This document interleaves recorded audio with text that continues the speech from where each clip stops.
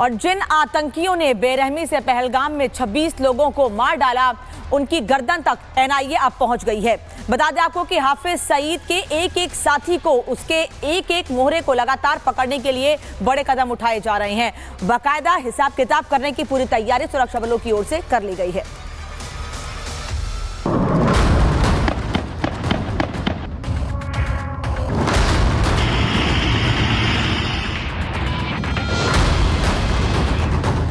बाईस अप्रैल को हुए पहलगाम आतंकी हमले को लेकर एनआईए को बड़ी सफलता हाथ लगी है। एनआईए की टीम अब उन ओवरग्राउंड वर्कर्स तक पहुंच गई है जिन्होंने पहलगाम में आतंकी हमला कराया।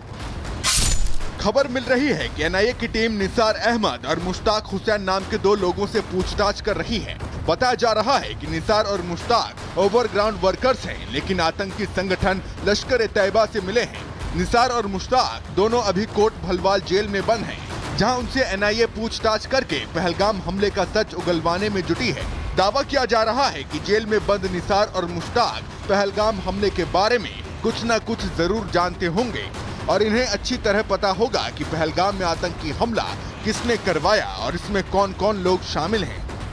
राष्ट्रीय जांच एजेंसी जो है इस वक्त बड़ी कार्रवाई कर रही है। पहलगाम आतंकी हमले के मामले में जो है इस वक्त राष्ट्रीय जांच एजेंसी जो है वो 2 ओवरग्राउंड वर्कर्स लश्कर-ए-तैयबा के जिन्हें कि 2023 में जो है राष्ट्रीय जांच एजेंसी ने ढांगरी आतंकी हमले और उसके बाद कंडी आतंकी हमले में गिरफ्तार किया था, जिनका नाम जो है निसार अहमद, हाजी निसार अहमद और उसके साथ साथ मुश्ताक अहमद है। उनसे लगातार पूछताछ की जा रही है। इस वक्त हम सेंट्रल जेल कोट बलवाल के बाहर मौजूद हैं। राष्ट्रीय जांच एजेंसी की टीम ने यही उनसे पूछताछ जो है वो जारी है। आपको बता दें कि कई राउंड्स की इनसे पूछताछ की जाएगी। एनआईए को शक है कि साल 2023 में जिन आतंकियों ने राजौरी में आतंकी हमले को अंजाम दिया था, उनमें से कुछ लोग पहलगाम आतंकी हमले को अंजाम देने वाले समूह का हिस्सा हो सकते हैं, क्योंकि निसार और मुश्ताक को एनआईए ने 1 जनवरी 2023 में हुए राजौरी हमले के आरोप में गिरफ्तार किया था। इसीलिए एनआईए इनसे पूछताछ कर रही है ताकि कोई न कोई सुराग हाथ लग सके।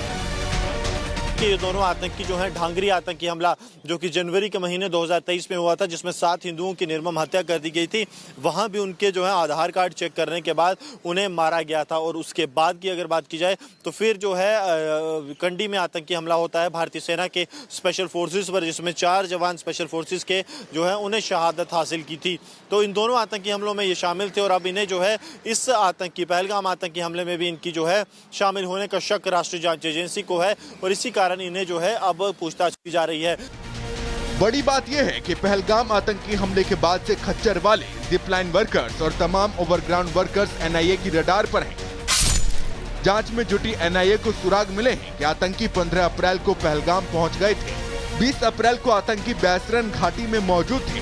आतंकियों ने ओवरग्राउंड वर्कर्स की मदद से 2 दिनों तक पूरे इलाके की रेकी की थी। जो ओवरग्राउंड वर्कर्स आतंकियों से मिले थे, उन्होंने आतंकियों को हमला करने और भागने का पूरा प्लान समझाया था।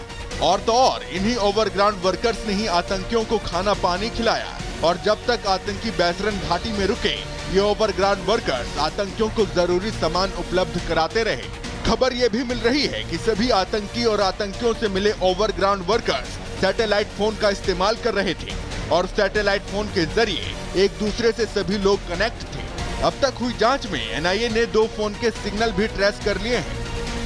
ये सारी चीजें इस बात की तरफ इशारा करती हैं कि पहलगाम आतंकी हमले के बाद जो ओवरग्राउंड वर्कर्स एक सुर में ये कह रहे थे कि पहलगाम आतंकी हमले से उनका कोई लेना देना नहीं है, वो लोग कहीं न कहीं झूठ बोल रहे थे।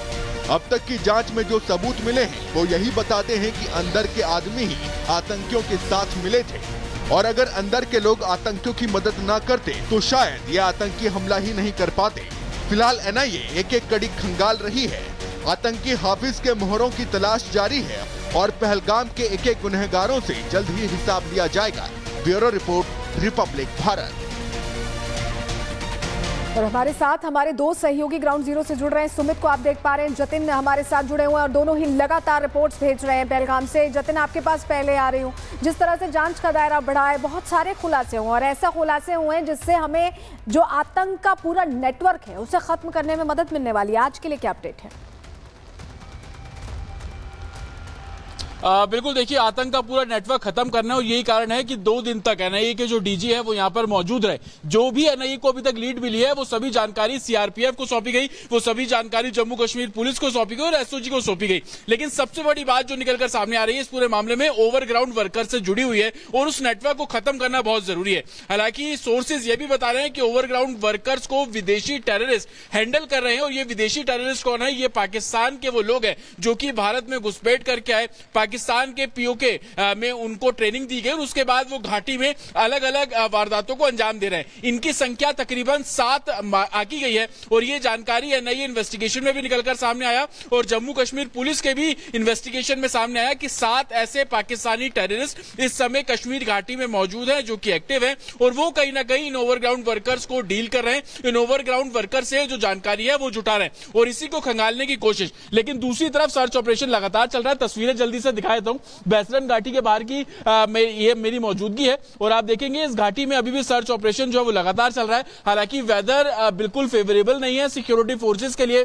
बारिश कल से हो रही है लेकिन जिस तरीके से तापमान में भी गिरावट देखने को मिला, लेकिन सिक्योरिटी फोर्सेस लगातार साउथ कश्मीर में इन घाटियों में, इन हाइडआउट्स में आतंकियों की तलाश के लिए जुटी हुई है और इसको असिस्ट करने के लिए जम्मू कश्मीर पुलिस सीआरपीएफ के साथ मौजूद है। इंडियन आर्मी के कुछ जवान भी उसमें मौजूद है क्योंकि क्लाइमेट में बहुत तेजी से जतिन, आप बड़ी जानकारी दे रहे हैं, आपके पास वापस लौटेंगे। तो देखिए हमारे सहयोगी जतिन हमें तमाम जानकारी दे रहे थे। इसी बीच आपको बता दें कि सीज फायर तोड़ने पर पाकिस्तान को करारा जवाब मिला है। भारतीय सेना ने पाकिस्तान को करारा जवाब दिया है। एलओसी पर लगातार 9वें दिन पाकिस्तान ने सीज फायर का उल्लंघन किया है।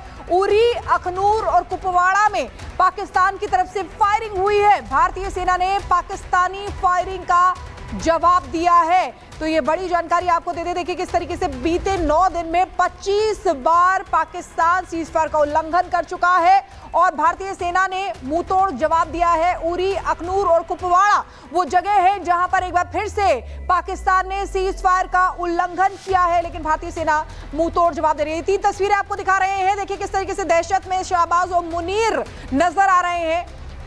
एलओसी पर सीज फायर तोड़ दिया इसीलिए, लेकिन भारतीय सेना ने करारा जवाब दिया। एक रिपोर्ट आपको दिखाते हैं।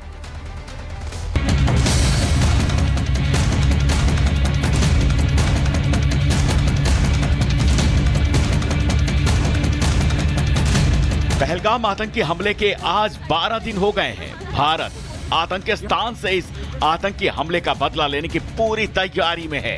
पाक को संदेश मिल चुका है कि एक्शन होगा, जरूर होगा और आतंक के ताबूत में आखिरी कील भारत ही ठोकेगा। निर्दोष हिंदुस्तानियों के कातिलों को किसी कीमत पर बख्शा नहीं जाएगा। पाक के हर पाप का चुन चुन कर हिसाब लिया जाएगा और इसी से बौखलाए पाकिस्तान उकसावे वाली हरकत पर उतर आया है। भारत और पाकिस्तान के बीच बढ़ते तनाव का असर सीमा पर नजर आ रहा है।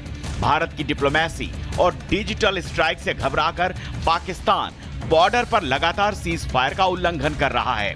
लगातार 9वें दिन उसने युद्ध विराम संधि का उल्लंघन किया। जम्मू कश्मीर में एलओसी के पास 3 सेक्टर्स में बनी भारतीय सेना की चौकियों पर हमला किया। उरी, कुपवाड़ा, अखनूर में पाकिस्तान की तरफ से गोलाबारी की गई, जिसका भारतीय सेना ने मुंह तोड़ जवाब दिया।